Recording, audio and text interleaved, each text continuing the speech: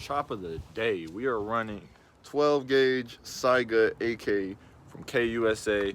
We got a strobe light on here from Streamline, a folding stock, and if for some reason 10 rounds is not enough, you just grab this big boy over here, and that'll give you a grand total of 20 rounds of 12 gauge double aught buck.